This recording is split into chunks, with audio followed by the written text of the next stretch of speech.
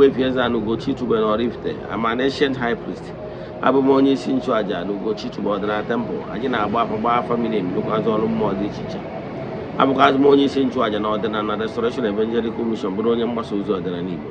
So you can call me a priest or an evangelist, I will answer. My mission is to help people live better life. N'ụbọchị taa n'oge awa nke eziokwu, isiokwu anyị ji wee bịa bụ what to do when you have negative dreams. What to do when you have negative dreams. I'm here to tell you, more na ịlọrọ nlọ wee lọta nlọ ọjọọ, ịgbakwana nkịtị.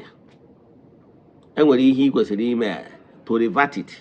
Ihe ọ pụtara bụ maka na ndị Igbo na-atụ nso na ọ bụrụ na mmadụ nọrọ ebe a na-akpa nkata, a na-eke ọgbọ n'uke, onye anyị ekwuru okwu ekere nke ekiti. Ihe a ji gosi ya na mmụọ mgbe ọ ka nọ na mmụọ ọ pụtabụ n'ụwa mmadụ bụ ka ime something. So o nwere ihe ị ga-eme, e nwere nke a ga-asụbi ihe nsubi, nwee nke a ga-akwapụ aja, nwee nke a ga-akwụ ụgwọ eji, nwee nke a ga-egbubi egbubi. So all the spiritualists na-arụrụ gị ọrụ ga-amazi the best way to solve it. Nwee nke eji a na-agba n'onwe, ọ dipendịrị ihe pụta na ya bụ afa. Nwee nke a ga-achụpụ n'aja,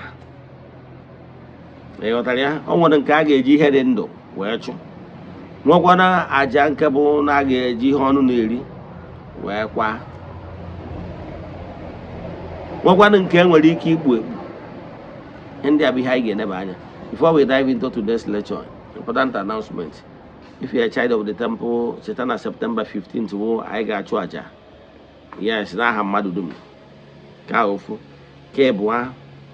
Ọ bụrụ na month of August ka anyị nọ, our monthly ritual is ongoing. You can join us anywhere you are all over the world. The friends of the temple, the children of the temple, the members of the Restoration Evangelical Mission and Consecrated Group. Yes. I can not check and call again. So I'm only interested. My WhatsApp number then a screen 08057837672. Can I can make ask him no nani with negative dreams? Then when he hear kwesịrị ime no ya spiritualist onye nchụaja gị ga-ama na ya bụ ihe pụtara n'ọnwụ na-ada n'isi gị ma ọ bụ n'isi ezinụlọ gị, nọ nke a ga-eji ihe dị ndụ wee pịachaa gị arụ were gboo onwe. Enwere nke aja ya bụ na eji ihe dị ndụ bụ na nọ ihe mme ka a ga-achụ ihe mme. Nwee nke bụ na ọ bụrụ na ihe a ga-eji wee pịachaa gị ahụ ahapụ ya na ndụ, ịghọtara ya. Nwee nke bụ nọọ ihe a ga-egbu egbu, ọ bụrụ nke a ga-emecha gbuo egbuo, den ọ bụrụ ya. Den nwee nke bụ na-enwelu nọọ nke a ga-egbuji agba egbuji na agba ọjọọ akalụ n'isi gị maọbụ n'isi ezinụlọ gị, na-agha egbuji nke a ga-egbuji egbujie ya. Nwee nke bụ nke a ga-achụpụ n'aja. Enwere so many things ka nke ọnụ na ihe ọ na-amarọ na-eme n'ala Igbo. Mgbe gburugburu ndị nna anyị ha ghọtara the importance of inwe ihe enunu. Ma ihe bụ ihe enunu? Ihe enunu bụ name them, ọkụkọ, ewu, atụrụ and the rest of them. Ihe niile aka a na-akpụ ihe enunu n'ala Igbo. Ndị nna anyị ha na-enwe ihe enunu. Yes, na be m enwere m ụmụ ihe ndị na-agagharị gasị agagharị, ịghọtara ya. Then nwekwa poultry farm, ụkwa ka for business. Mana ma be mgbe m gwere ụmụ kekere ihe na-erigasị ihe, ịghọtara ya. Ime ihe eji eme mgbe gburugburu na o nwere ihe a na-akpọ spirit of death. Spirit of death nwere ike na-anọgide abata na-etu n'ụlọ mmadụ, etu esi nwee men of underworld, ndị oshi, ndị na-ezu mmadụ, oshi mmụọ na oshi mmadụ. Ọ bụrụ na ha bata na be gị, ihe mma onye tụrụ ukwu ka o ji ya n'aka, ha nwere ike n'anya ha abịakwa ka abịa were ihe na be gị. Ha nwere ike nwụrụ atụrụ gị ma ọ wụ ọkụkọ gị, ọkụ etie nwụrụ, ewu etie nwụrụ, ịghọtara ya. Kama mmadụ ga-ada. Mana ọ bụrụ na ị nwere ihe enunu, ha bata n'ụtọ na enwere ife ha ya ewere, they come for your life. Ịma ọ na ụfọdụ dị sa mbụrụ ọbasị na-afọ na-abịa na be mmadụ, ụfọdụ n'ime ha actually they did not come for your life. They came for material things to collect, to dispossess you what you have. Mana enwere ike abịazie ka a napụ ihe ahụ eji wee dị ebube, abịazie n'ụtọ anger issue gị na ha nwezie dragging n'ụtọ na nwere ife ha nwetara. Ha consider go risk ha take, ha nwere ike decide ka ewepụ ndụ mmadụ ka i were ego ahụ ha kwesịrị ịnata uje kwa onye ahụ. Ha nwere ike ime ihe ọtọ nọ ndụ ọzọ iji megide gị maka ihe anga na ha enwetara ego ha chọrọ. Mana ọ bụrụ na enwere ụmụ ihe ndị a ga-eji wee pacify fa, ha were ihe ajebere onwe ha. So ndị nna anyị ha dị wise, ha na-enwe ụmụ anụmanụ ndị a na-agagharị na a na-achụpụrụ aja. Erụtara m mgbe ahụ na my grandma nọ, enwere ike origide nneto owere rice wụpụ, maka na enwere ụmụ ngwere, enwere ụmụ ọkụkọ na-akpagharị na compound. Ọ ihe ndị a ka ị kwesịrị ịma, ghọtara ya? So ọ ya pụtara na onye na-alụrụ gị ọrụ ga na-agwa gị.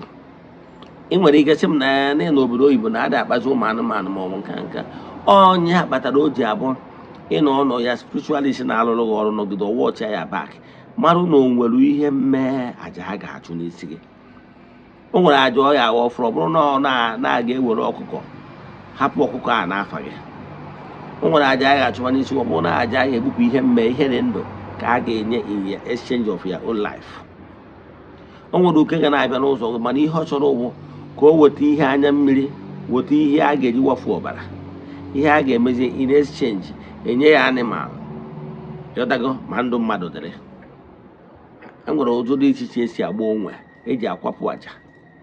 Ọ ihe ndị a. So mgbe ọ bụla ị lọtara ụmụ ihe ndị a dị negative na nlọ, gwa dibịa gị na nlọ dị etu ya ịlọrọ ya, na-ele ya mara ihe ka ọ sụrụ ya. O nwere ike ọ bụrụ na e nwere mmụọ na-agbawa ụgwọ, mana ihe o ji agbawa ụgwọ ahụ bụ ka ime ihe ị kwesịrị ime, then ọ bụzie na imere ihe ọ na-ebutere gị ihe uke. O nwere ike mee gị ihe ga-eme ka ị spend that more than that. Ọtụtụ ndị mmadụ nwere ike debere ibu na ịchụ aja na-eri ego. I can tell you na ọ bụrụ na mmụọ gbaa gị ụgwọ ihe ị ga-achụpụrụ obere aja obee, mmụọ jiri aka ya bata, spend more. Ọ daga mgbe onye oshi bịara na be gị, you spend more. Ịghọtara ya? Mana ọ bụrụ na o nwere aja ọ ga-abịa ịchụọ bupụ ndị ilo anya n'ebe ị nọ, i spend less, ọ ka dịrị less. So gịnị ka m na-ekwu maka ya? You learn etu esi achụ aja. Mgbe ọ bụla ị lọtara ụdị ihe dị ọnụlọ dị negative, ịgbakwa na nkịtị. Maka ịgba nkịtị is assuming the spiritual realm na ikwere ekwe, maka egosigo ya. O nwere ọnwa nnafọ n'anya ka ọ na-apụ ịtarị na-ego na ụmụ mmụọ bịa gosi ya ka ịfụ na nlọ ọgbụ ka ime something. Maka na enwere ndị egosiro nke ha riri gba ma mee. So gịnị ka m na-ekwu maka ya? Ka ihe gosiri ụfọdụ ihe dị negative na nlọ, agba na nkịtị, mara ihe butere enu, fụkwapịa. Ịghọtara ya? We are living in a competitive world where survival of the fittest. Some certain things, you sort them out.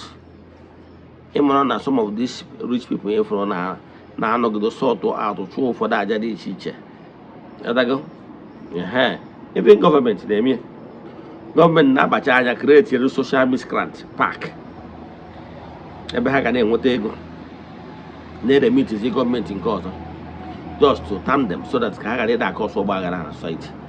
But if you say okay ka imechi agboro taa, I can tell you na ori ya eme increase, because those social miscreants will go to trenches. Ha ga-ejekwa je lụwa ọrụ ọjọọ. Ịghọtara ya? Ka m kwụsị ebe a. Igwe ajụjụ na nkụzi a ma ọ bụ na ịchọ ka agbara gị afa mmiri emi, chat me on WhatsApp. My WhatsApp number remains 08057837672. Let us pray. Ekwem na Chineke. Ekwem na ọ dị ihe si n'ime ike ka Chineke na-apụghị izi m ụzọ m ga-esi lụgbuo ya, n'ihi na ọ mazụrụ ihe niile. Obi m siri ike na Chineke emeworo m ya, ya gazie. May the blessings of Chukwu keep me be with you all. May you be protected, may you be blessed now and forevermore. Ya gazie, udo dịrị unu.